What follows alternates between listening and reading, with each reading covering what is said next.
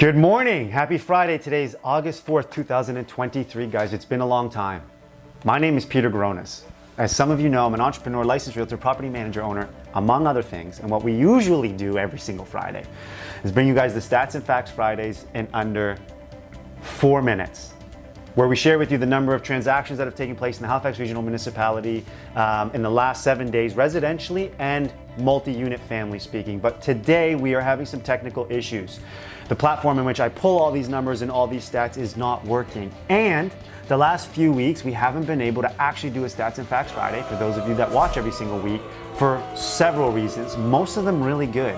Some of them unfortunate. But today, August 4th, we're back at it. And next week, you guys are gonna be getting from Tiffany the Stats and Facts Fridays every single Friday going forward from then on out. That was Tiffany. So what I do want to talk about really quick today is renting versus buying. Renting versus buying. I hear a lot of the pros and the cons and whether you should be looking to buy a house, whether you should not be looking to buy a house. So I'm only going to spend a couple of minutes with everybody to share some of the pros and cons. And what I want to do is I've gone into actually realtor.ca, referenced an article where they're talking about whether you should choose to rent or buy. I'm gonna share the pros, I'm gonna share the cons, and then I wanna share with you guys the most common misconception that I hear all the time about why renting isn't good and why buying is.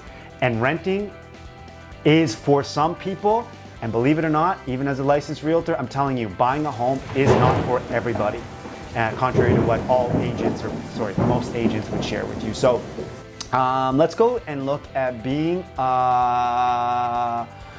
benefits of buying. There's really two large benefits to owning a home. The first one is the equity and the appreciation that you gain from having that asset.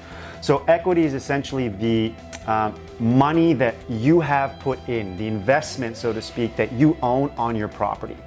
And the appreciation is the value of that property that goes up over a period of time.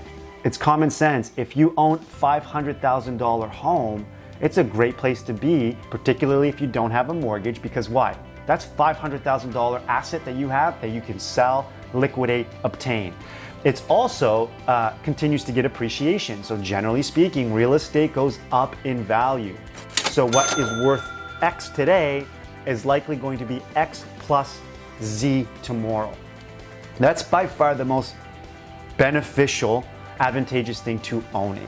With that ownership comes the ability to leave an inheritance for your family. It leaves you the ability to pick and choose what you want to do within your house. There's no limitations. There's no one telling you what you can and can't do. It is your home. Asterisks within the restrictive covenants that are applicable to your lot, to your neighborhood, so on and so forth. But that's a detail for another day. The benefits of renting is kind of what I want to go deeper in. So a lot of people believe, and the common misconception that I hear all the time is, well, my rent is $1,400 a month, for example, and my mortgage would be $1,200. So why wouldn't I own something instead of renting it? Especially where my rent is higher than my home ownership, my mortgage. Well, here's why that doesn't work. Because you hear people talking about all the time that the mortgage compared to the rent is very similar. The mortgage, guys, is just one expense that you have every single month when you're a homeowner. It is not the only expense that you have every single month as a homeowner. You have to consider things like property tax. As a homeowner, you have to pay taxes because you own that property. When you're a renter, the owner or the landlord is paying that property tax every single year. Another expense that you don't have to pay is, or certainly not to the same cost, is insurance. There's tenant insurance, which you have to pay as a tenant, which is usually $10, $15, $20, $25 a month, whereas a homeowner insurance, it's substantially and significantly more. Then there's all the things and all the costs that you have as a homeowner that you do not have to be responsible as a renter. What are those things? When your fridge stops working, you call your landlord, you say, my fridge isn't working. Your landlord negotiates, your landlord arranges someone to come in, take care of the fridge. Whether they have to repair it, they pay for it. Whether they have to get you a new fridge, the landlord pays for it. Your washer, your dryer, your dishwasher. If your roof has leaks as a tenant, it's a phone call to your landlord, and your landlord has to absorb the cost, has to find a vendor, has to find a contractor, has to do all of that stuff. So The biggest thing I hear all the time, and I felt this morning that it's something that I should tackle before anyone feels or moves into moving a home because they feel that their mortgage is comparable to the rent. There are far more costs every single month, some of them expected, some of them reoccurring, but a lot of them unexpected. Leak, fire, flood, toilets, electrical issues, damages to the walls, damages to the structure, appliances not working, so on and so forth. Then you have the cost of the landscaping. Depending on the lease and depending what's included in your guys' rent versus not, most times the landlord's responsible for the landscaping, cutting the grass, making sure the beds are nice. If there's a garden out there, having landscapers come in, trim all that stuff. The landlord pays for that. As a tenant, generally that's not your responsibility. Whereas if you owned a home, those are also added costs, added time, and added energy.